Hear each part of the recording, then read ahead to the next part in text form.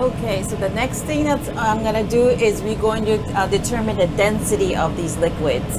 We're going to do that by taking the volume and then weighing it. Just like we did this with the soil, right? When we took the bulk density, we took the volume and then we weigh the substance that we wanted to take the density of. So I have a balance here. So what I'm going to do, and we're going to do that for the oil, the biodiesel that we collected, and I also have this is diesel, like regular diesel that I got from the gas station that goes into trucks and things.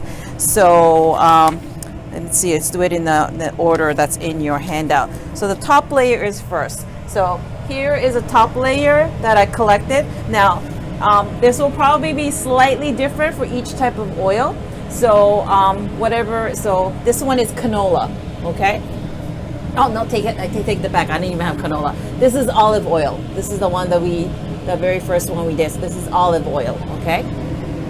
So this is olive oil biodiesel. So we're gonna first measure out 20 milliliters of the biodiesel, and we are going to weigh it. So, but before we do that, we need to zero it with the graduated cylinder. So I'm going to zero it. Right, so it's at 0, so whatever we measure, that's going to be the volume. Okay, so 20 milliliters is going to be up to, that's 25, where is it? 23, it'll be right. This is a weird graduated cylinder, it's kind of in between. Let's see, so this is the biodiesel, so it's going to be up to here.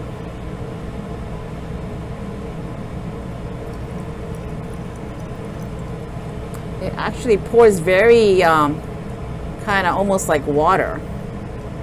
I thought it would be more viscous, but it's not. It's not viscous like oil. Okay, so I think that's, yeah, that's pretty good. Okay, so I have 20 milliliters of the biodiesel that I have collected, and the mass is 17.27. 17.27 for 20 milliliters of the top layer, which we hope it's biodiesel, right? So you're gonna do that calculation. I'm gonna actually put it back, so I'm gonna need it later, right? Next is the diesel, and this is the whole reason why I'm in the fume hood where it's very loud, because the fumes are going to be very harmful, right? So let me zero it with and unfortunately I don't have the same type of graduated cylinder. So I'm going to zero it with that, and I'm going to add, this is diesel. Diesel, like for diesel engines, 20 milliliters, which is where? It's right here. Hold on. You know, in my old age, it's getting harder to see.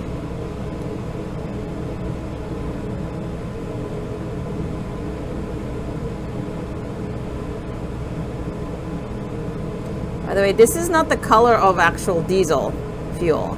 They add color to various liquids that go in cars so that people don't mix them up, right?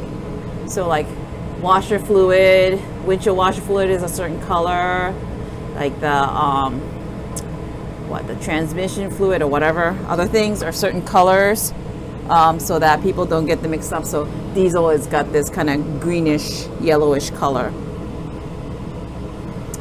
Let's see, let me just kind of get a little bit in here, just to make sure I get the right amount.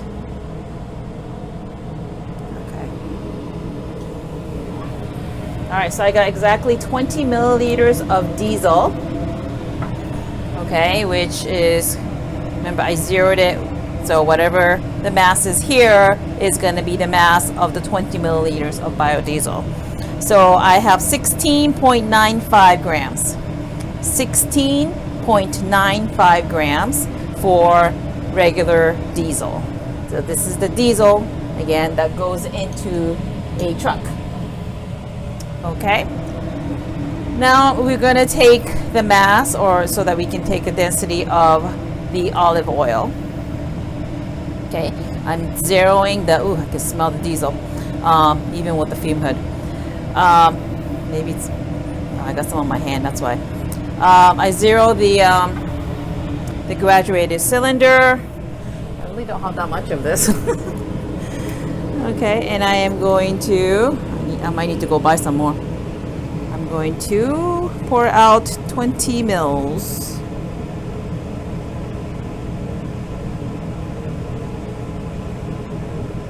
I wonder if there's a different density for like extra virgin olive oil. So that's what I have at home. Okay, I overshot. So let me take some out.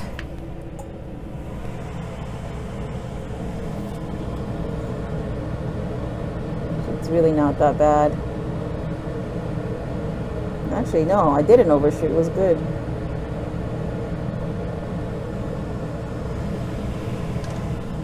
It's actually not bad. All right. So I got 20 mils of olive oil. 19.19 grams for olive oil.